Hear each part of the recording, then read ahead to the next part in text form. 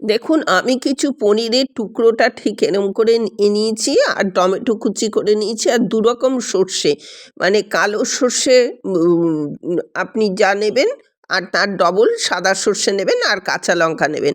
আর toothpick দিয়ে এগুলো একটু ফুটো করে দেবেন। কারণ কেন? যাতে পনিরের ভিতরে রসটা খুব ভালো করে ঢোকে। মশলার সমস্ত কিছু যাতে এটা একটু রসালো হয়, সেই জন্যে সবটা এরম করে দেবেন। যাই হোক, আমার প্রায় সবটাই তো হয়ে গেল। এবার আমি এটা সরিয়ে কিভাবে করছি দেখুন, কড়াই নিয়ে নিয়েছি। যেহেতু কড়াই নিয়ে নিয়েছি। কড়াইয়ের মধ্যে আমি যে সর্ষে ২ রকম সর্ষে আর হচ্ছে কাঁচা লঙ্কাটা বেটে রেখেছিলাম, ওটা আমি কড়াইয়ের মধ্যে দিয়ে দিলাম। দিয়ে ওর মধ্যে একটু জল দিয়ে, তার মধ্যে হলুদ, লঙ্কা গুঁড়ো এগুলো পরপর আমি দিতে থাকবো। একটু জল, দেখুন জলটা দিয়ে ধুয়ে দিচ্ছি, আর একটু জল একটু বেশি করে দেবেন। এবার এর মধ্যে আমি হলুদ দেবো, নুন দেবো, চিনি দেবো, আর লঙ্কার গুঁড়ো দেবো। হলুদ, লঙ্কার গুঁড়ো, নুন, চিনি সমস্ত কিছু দিয়ে, আর সাথে হচ্ছে একটু সর্ষের তেল, আর আপনার ধনেপাতা কুচি সমস্ত দিয়ে আমি ভালো করে টমেটোটা একটু চটকে দেবেন, তাহলে কি হয়, সুবিধা হয়। টমেটো একটু চটকে দিলে ওটা বেশ ভালোভাবে মিশে যাবে।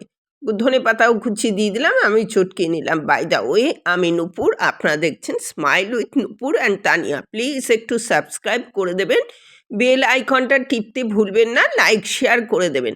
এবার দেখুন, সমস্তটা মেখে রেডি করে আমি এটাকে ভালো করে মাখিয়ে নিলাম।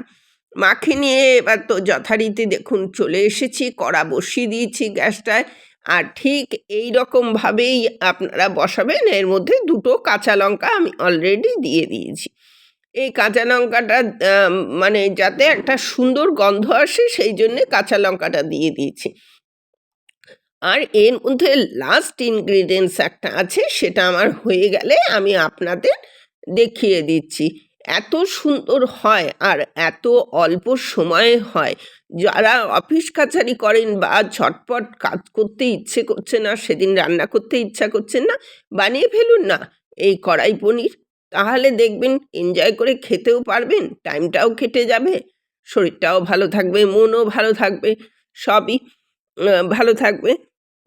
দেখুন, এই ঠিক এই পজিশনে আসলে পরে অনেকটা ঘন হয়ে গেলে আপনি এর মধ্যে একটু লাস্ট ইনগ্রিডিয়েন্টস কাঁচা সরষের তেল বাধ্যতামূলক দেবেনই, মাস্ট।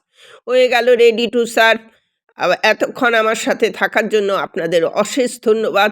পরবর্তীতে দেখা হবে যে কোনো একটা এপিসোডে যে কোনো রেসিপি নিয়ে। নিত্য নতুন রেসিপি পেতে স্মাইল উইথ নূপুর অ্যান্ড তানিয়াকে সাবস্ক্রাইব করে রাখুন। সাথে কিন্তু ভুলবেন না বেল আইকনটা টিপতে। টিং টিং করে বেল আইকনটা টিপলে নিত্য নতুন রেসিপি আপনার কাছেও পৌঁছে যাবে। আজ তাহলে আসছি, পরবর্তীতে দেখা হচ্ছে যে কোনো একটা এপিসোডে যে কোনো রেসিপি।